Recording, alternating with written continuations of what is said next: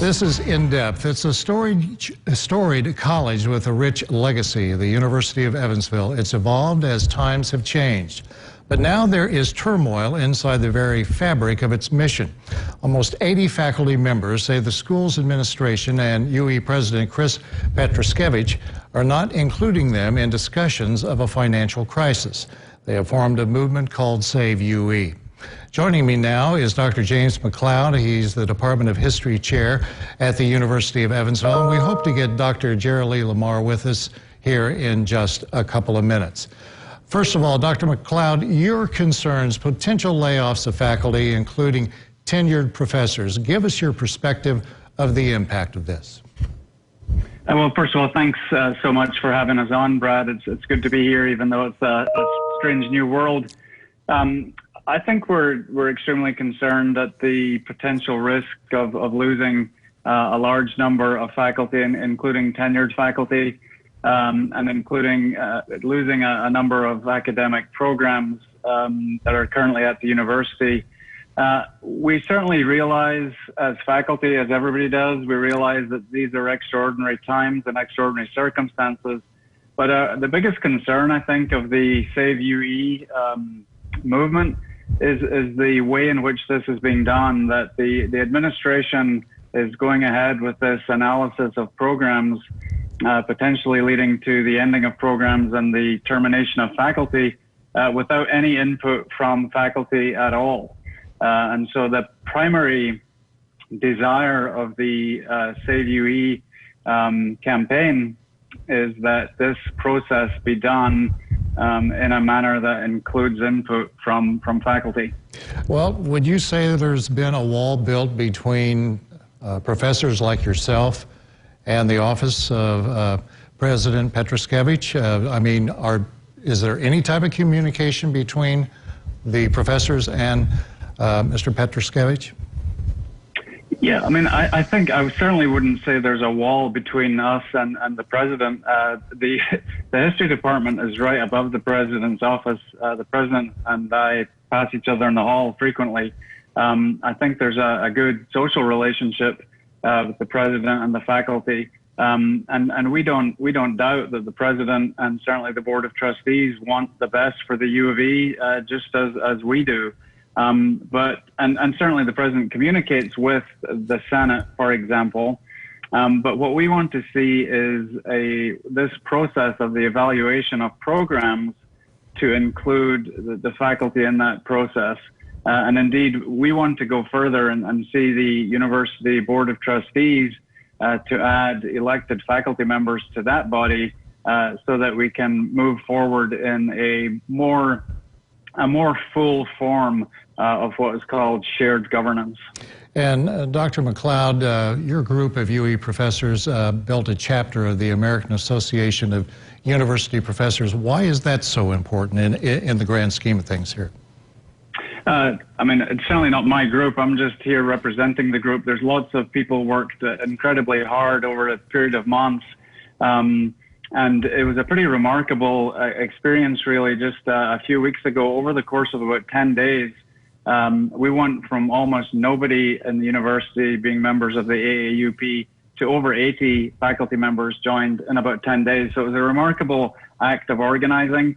And I think what it does is it ties us very closely to one of the oldest organizations which has represented faculty in their relationships with boards and with administrations. And it's important to make the point that the University of Evansville has for a very long time in its own documents said that they would follow AAUP guidelines in their dealings with academic affairs and with faculty.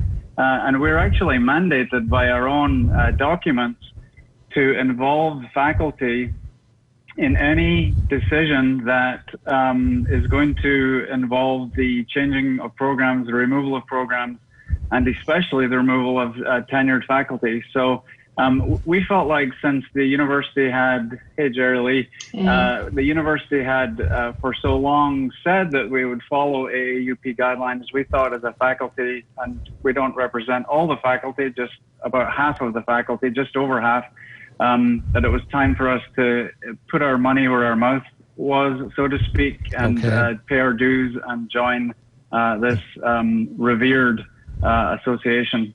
All right, Dr. Jerilee Lamar, thank you for joining us. Sorry we're getting you on late tonight. I want to read you a statement today that was in the form of an email. You have seen this from President Petroskevich, and it reads in part, and we have this on our website, "Our work will include reductions in staffing throughout the university and changes to our academic programs. We also will find ways to do some administrative work more efficiently. We no longer can allow inertia to keep UE from making the difficult but necessary decisions that will ensure the long-term success of our university." How do you respond to that, Dr. Lamar? Well, I think, you know, Pres P has a very good point. Of course, we are in the midst of change, and we do have to change, and that's important. I think we realize that. I think our point being that we would just like to be part of that change and perhaps have a voice in that, so that we have a little different perspective than, you know, the board of directors or pardon me, board of trustees or our administration. And I think we're outstanding student advocates, and that's who we really care about. And we would really like to have a part in that change and make sure that it's, you know, the appropriate thing for our students. Dr. Lamar, very quickly, we've got about 30 seconds here. Of course, there is that no confidence vote being taken up by the Faculty Senate tomorrow. Now, you are not, or Dr. McLeod are not a part of the Faculty Senate, but how do you react to that? What do you think about that as far as this no vote, no confidence vote coming up?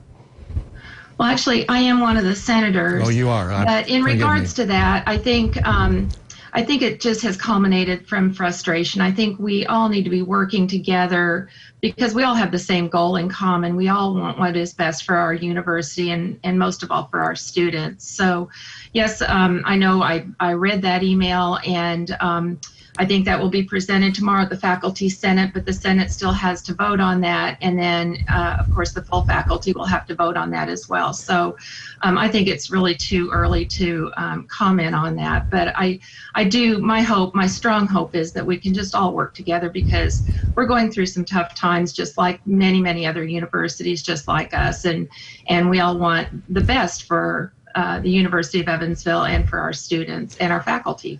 Well, Dr. James McLeod and Dr. Jerilee Lamar, thank you so much for joining us. This is a fluid story, of course, and we'll stay on top of it.